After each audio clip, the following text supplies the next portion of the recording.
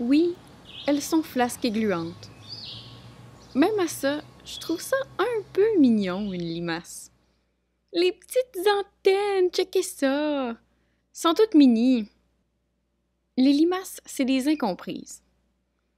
Je les aime juste un peu moins depuis qu'elles dévorent les mini-feuilles de mes plants d'arachides. C'est toujours les plus petites feuilles qui se font manger en premier. Les pauvres, elles sont sans défense. Dès qu'une feuille frôle le sol, les limaces l'attaquent. À date, je m'en sors en allant faire la chasse à la limace lorsqu'il pleut, alors que le soleil est encore bas, ou tard le soir. Le fond de l'air étant frais et le sol plus humide, les limaces ne sont pas encore cachées. C'est une technique très low-tech, mais c'est aussi très gratuit. Je mets même pas de gants, je suis blasée de même. Parfois, je déplace les limaces trouvées dans la mangeoire en espérant que les oiseaux développent un goût pour les insectes rampants.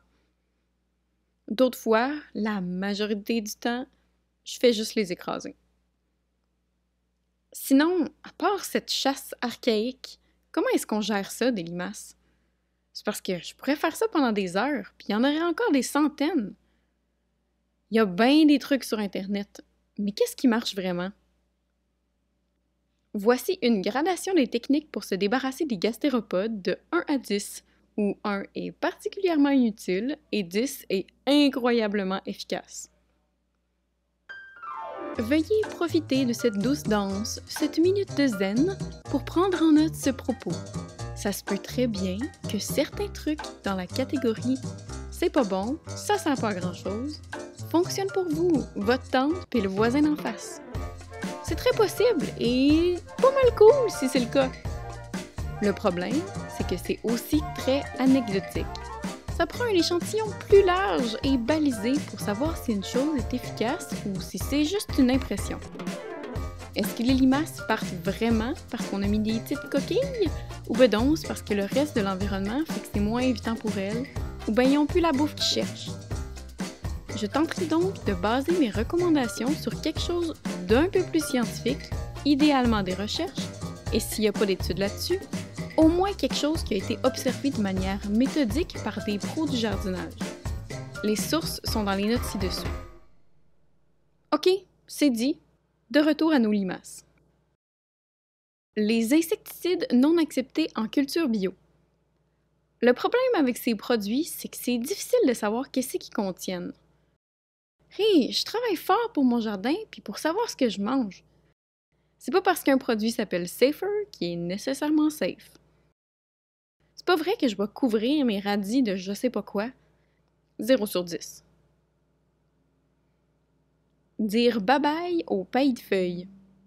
C'est 100% anecdotique, mais depuis que j'ai du paille de feuilles plutôt que du BRF, du bois raméal fragmenté, j'observe beaucoup plus de limaces dans mon jardin. C'est aussi juste un petit peu plus humide que le paillis de BRF normal. J'ai l'impression que c'est un environnement de choix pour les limaces, vivre au milieu de ces vieilles feuilles mortes. Je vais retourner à mon paillis de BRF. Seul hic, cette suggestion-là, c'est juste basé sur mon opinion, et pas vraiment des faits. Fait que 1 sur 10. Les petits ronds de choses croustillantes, comme des coquilles d'œufs cassés, du marc de café, de la terre diatomée, du sable, etc. En théorie, c'est très efficace. Sauf qu'il y a un piège. Il faut complètement couvrir la terre pour décourager les limaces de passer. Et il faut aussi que ça soit 8 cm de large au minimum et en rajouter à chaque fois que l'élément qui décourage les limaces part au vent. Aussi, ça marche mieux dans des conditions sèches. Il faut donc faire un cercle à un minimum de 10 cm du plant pour pas qu'il soit arrosé quand on arrose la plante. Ce truc-là, 5 sur 10 si on le fait bien, mais 2 sur 10 dans la vraie vie, car on est bien au courant que personne ne va faire de couronne de 8 cm à 10 cm de son plant. C'est juste pas réaliste. Introduire des ground beetles. C'est super efficace, là. Ça fait bien descendre la population de limaces d'avoir plus de scarabées. 6 sur 10. Mais moins 1 point parce que j'ai pas trouvé où est-ce que ça s'achète des ground beetles, puis moins 2 points parce que introduire une nouvelle espèce pour en contrôler une autre finit toujours pour avoir un effet négatif sur l'environnement. Fait que 3 sur 10. Les choses en cuivre. Ça fonctionne vaguement. Le problème, c'est qu'on sait pas trop pourquoi, même dans les études. Non, c'est pas à cause d'une charge électrique. Ça, c'est un mythe. On sait pas trop pourquoi ça marche. 4 sur 10 pour le côté magique incompris des collets de cuivre. Le café liquide.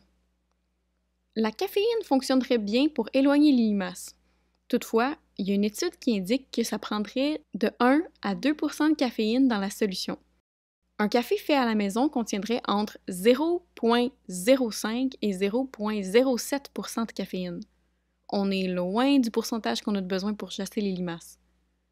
Faudrait donc utiliser des sprays commerciaux, mais j'ai cherché sur Internet puis dans mes pépinières locales, puis j'en ai pas trouvé. Fait que 5 sur 10. Les refuges de bois. Très simple. On dégage la terre de paillis, de feuilles et de tout le reste, et on dépose une planche de bois dessus. Ce serait une cachette de choix pour les limaces. Au matin, on soulève la planche et on tue les limaces en dessous. C'est moyennement efficace. C'est plus facile de faire ça que de chercher soi-même les limaces à travers le jardin, mais c'est pas autant efficace que d'autres types de pièges. 6 sur 10. Les pièges à la bière. Un petit contenant rempli de bière, qui contient de la levure, et par laquelle les limaces sont attirées, et où elles iront noyer leur peine dans l'alcool. Apparemment, ça marche bien, mais un peu trop bien. Toutes les limaces du voisinage vont se ramasser chez vous.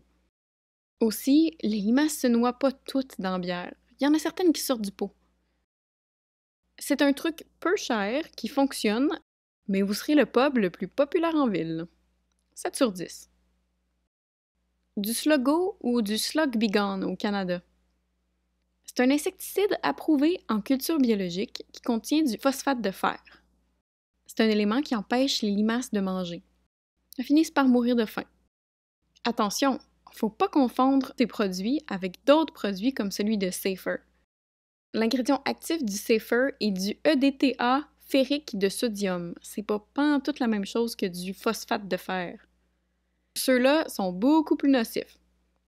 Toutefois, même le phosphate de fer demeure un composé qui peut être toxique lorsque consommé en grande quantité.